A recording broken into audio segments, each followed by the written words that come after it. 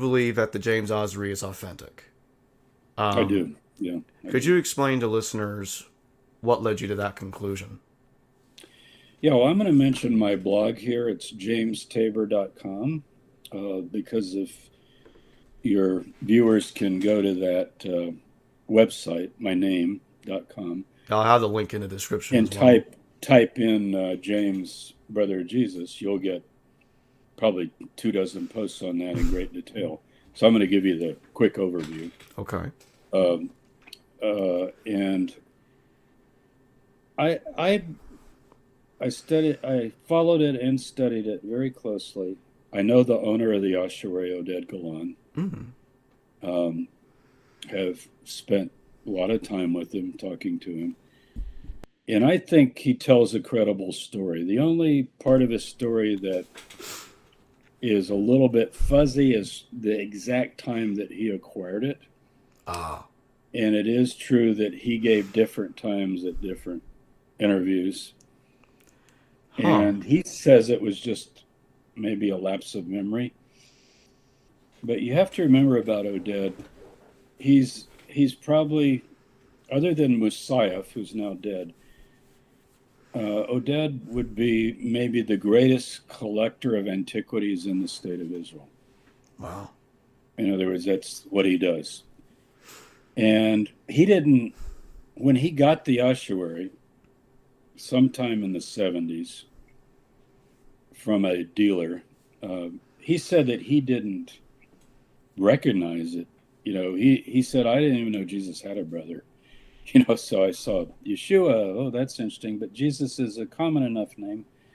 I think 5% of males had the name Yeshua. We have 19 other ossuaries with the word Yeshua on them. Some of those, I think, refer to Jesus of Nazareth, but like reverencing him somehow. But that's covered in the book also, I think. But anyway, I can tell you this. He has never sold any of his antiquities. If he buys something, he keeps it. So this is not somebody that you say he's an antiquities dealer. No, he's an antiquities collector. And he loves his stuff. And I do not believe he, had it forged or anything like that. Even though at the trial, you had paleographers and others, even Chris Ralston testified and said that he thought it was a forgery, especially the last part, Brother of Jesus.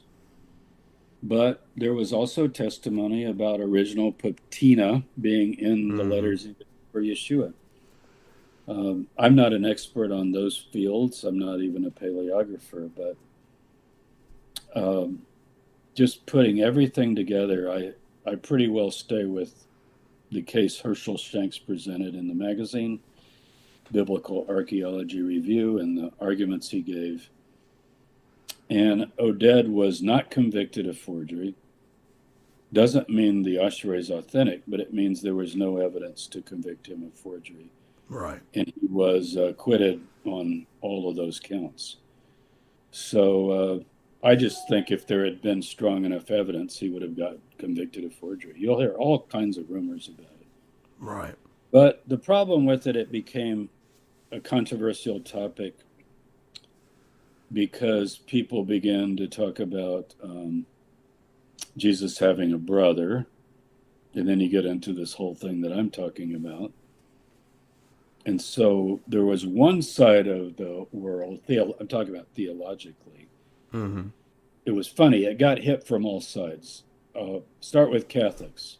Well, Jesus didn't have a brother, James. He had a cousin. So it can't be authentic for that reason. And then you go to, let's say, academics would say, well, it's unprovenance and it's too good to be true. What are the chances you would find that? And we don't know where it came from. Now, if you look at my blog and you see all those posts, you'll see that just recently, in the last 2 years, there have been new tests that show that ossuary came from the Talpiot Jesus family tomb, most likely. And it has to do with soil, not patina. Patina was mentioned in my book, The Jesus Dynasty, right at the end, especially the paperback. If you get the paperback, it's more up to date than the hardback. I think the hardback you can't get now except used. I think I have the. Yeah, I think I have the paperback. Yeah. Yeah, it has that appendix on the Mm-hmm. update on the Ossuary. And so this is soil tests, and it was done by the Israel Antiquities, collected the soil. So R.A. Shimron headed the team that did it. Hmm. And it has to do with soil in every environment all over Jerusalem. They took a huge sample of tombs, I think 30 tombs or so, blind test. And it has to do with, even if it's in, like on the Mount of Olives, you have a tomb on the north and a tomb on the south, the soil will be different. It has to do Right. with weather, erosion, exposure, all kinds of things. And what you do is you check all the elements that are in the soil and the percentages, and you set up graphs. And when you put the James Ossuary against the Talpiot tomb soil, it's like it fits very, very closely. This percentage of iron, this percentage of phosphorus, which Wow. means it's been exposed to the same geological conditions. And it was pretty brilliant because limestone soaks soil up. It's a soft stone. So the bottom of an ossuary has the soil embedded in it. And that's what they scraped off. And they checked the soil. And the paper's online. If you go to my blog, you can find it. You could even post the paper if you wanted the actual scientific paper. It's an amazing paper. It's published in an academic journal. And a lot of it is all of these color charts and graphs showing this tomb and associating all the elements in various ways. So if you add that to the tomb, Jesus, son of Joseph, and you have Mary and Mariamne and Yosef, and then you have James, son of Joseph, that increases the percentage dramatically in terms of it maybe being associated with Jesus of Nazareth. Wow.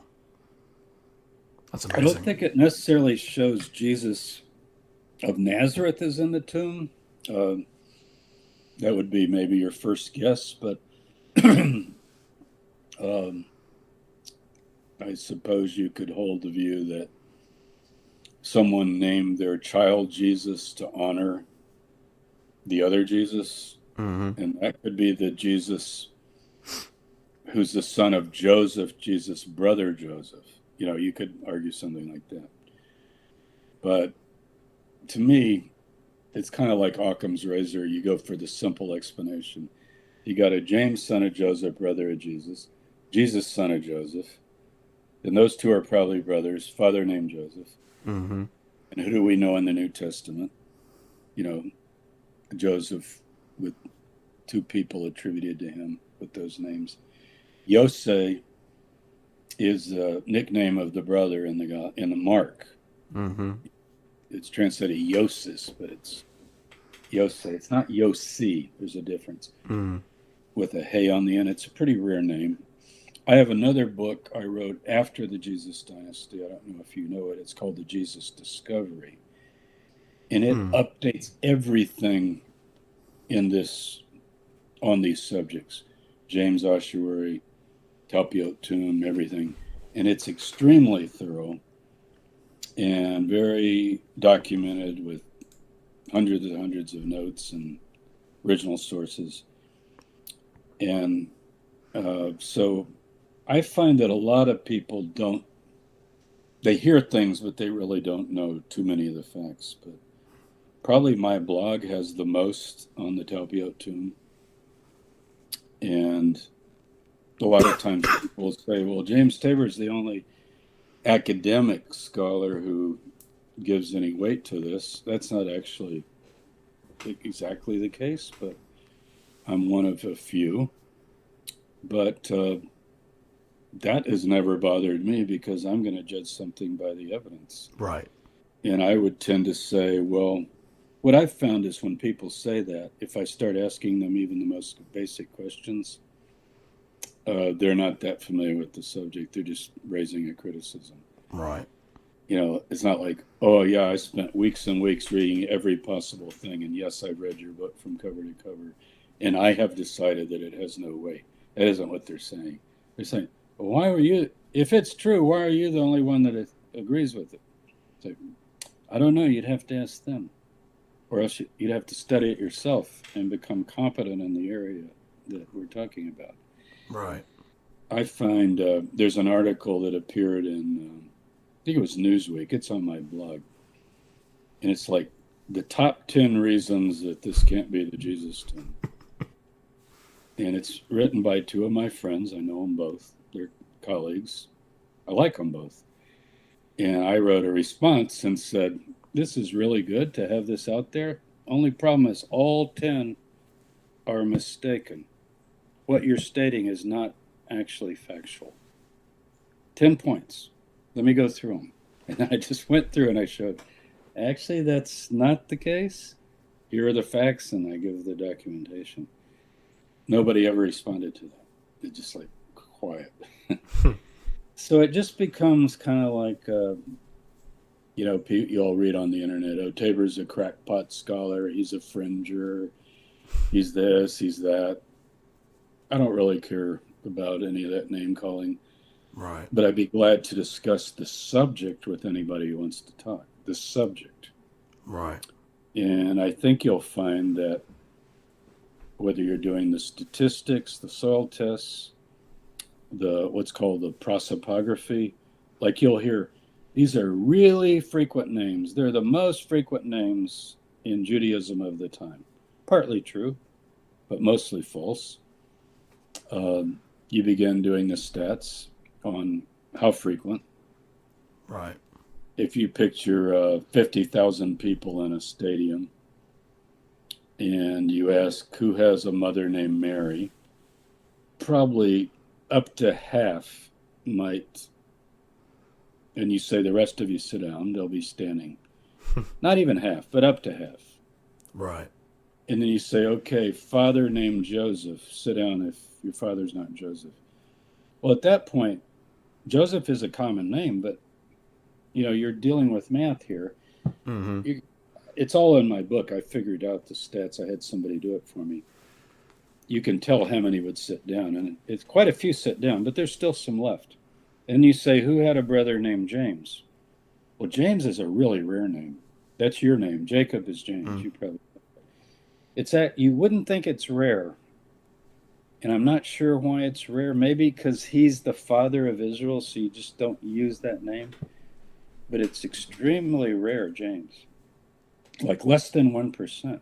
All of a sudden, almost everybody sits because they don't have a brother named James. And then you got these two women. Yeah, I had a son named Jesus, and I had a brother named James. What? Do you have any more kids? Yeah, I had one named Yosei. Ooh, Yosei. What was your third one? Oh, his name was what? I don't know. Eleazar. Oh, okay. Well, you sit down. I mean, I'm being silly here, but the point is, what I usually tell people, we've identified probably 1,200 tombs in Jerusalem from the period.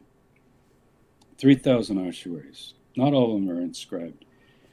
But of the ones inscribed, there's not another tomb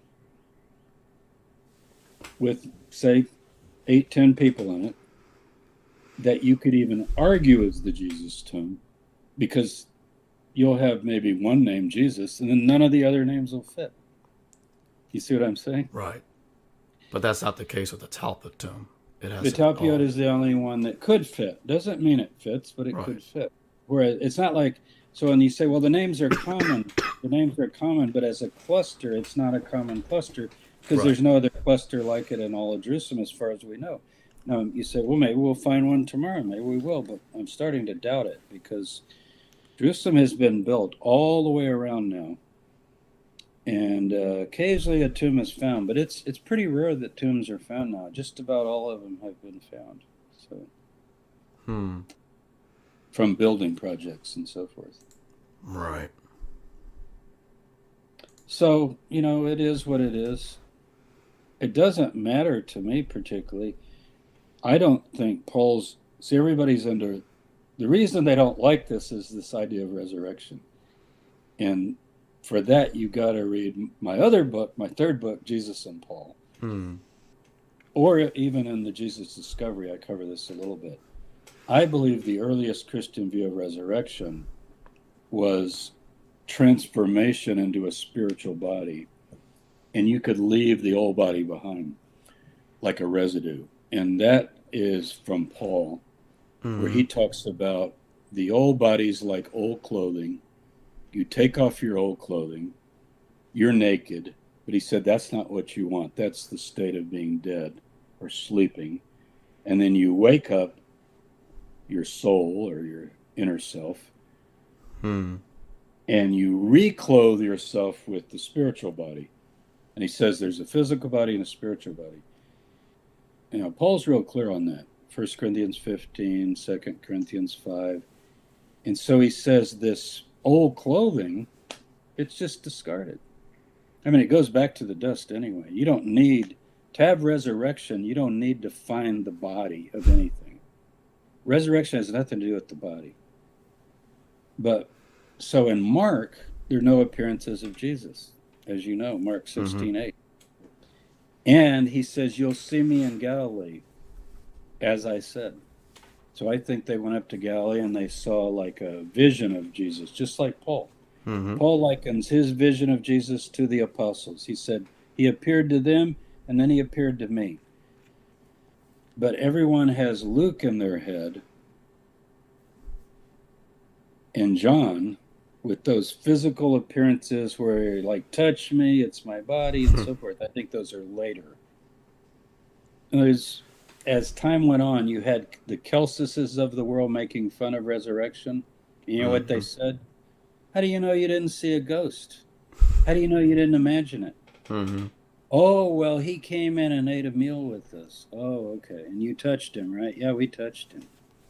I saw him bite a piece of bread. I bit the same piece of bread. I touched his wounds. I don't think those are historical accounts. I think Paul's the earliest. I go by the earliest account is what I'm going to give the most credit to. Then the next is Mark. Then the next is Matthew. And guess what? Matthew has an appearance in Galilee, not in Jerusalem. And they're on a mountain and they see Jesus. That sounds kind of like a vision. And it says, but some doubted. That's in Matthew 28. They're on a mountain, and I'm picturing it's like the Transfiguration. They're having a visionary experience. Now, some people say, well, so you're saying it didn't really happen. I'm not saying it didn't really happen. Who am I to judge apparitions and things people claim to see? If you're very skeptical, you're going to say, it's all just the mind creates it. Right. But I don't know enough about the universe to be able to say that. You know, the universe has mysteries to it. We all have mysteries in our lives. Right. Where somebody dies, maybe you sense a presence, a light. I mean, many, many stories. Who's to say all those are just complete, delusion or fantasy? That's not my job. But what I would say is finding the bones of Jesus in an ossuary have nothing to do with resurrection, any more than the ashes scattered at sea that many people do. They scatter ashes at sea and say, well, that person can't get resurrected now because you just threw their body away. How are we going to get it back? It's ridiculous. So I don't think that was the early Christian view of resurrection was transformation from a flesh and blood physical state, dead or alive, to a eternal spiritual state, an immortal spiritual state that would be glorious and so forth. And that's what is claimed about Jesus, that he was raised in glory, that he had this glorious body. Now, that body is pictured one time in the New Testament. It's actually described. So we don't have to guess what it is. It's in Revelation, I think it's chapter 1, where Jesus appears to John. And it's actually described. It says it's like looking at the sun in its strength at midday. That's exactly what Paul said. It says it was about noon, and I looked up and I saw a light brighter than the sun. People say, well, that doesn't prove resurrection. We need like a body walking around. And you think, well, how would a body walking around? That would prove resuscitation. That body would still be physical if it's got wounds and eats bread. And Right. so that's not really resurrection. That's resuscitation. Yeah. I don't know how long it's. Do you happen to know the longest period from brain death to resuscitation? I think it's getting pretty long. Definitely like way over 5-10 minutes. I think They it's. brought I think people back. I'm not positive about this. I could be wrong. I think I heard something about even 30 minutes. Yeah. I'm not certain though. Because the cells don't start dying a second after the blood stops. Right. So Yeah. they'll die pretty soon because they need the oxygen. So, I don't think finding the tomb of Jesus has anything to do with faith and resurrection. That would be based on other criteria that people would have to decide about. Right. Whether you give credibility to these kinds of visionary experiences or not.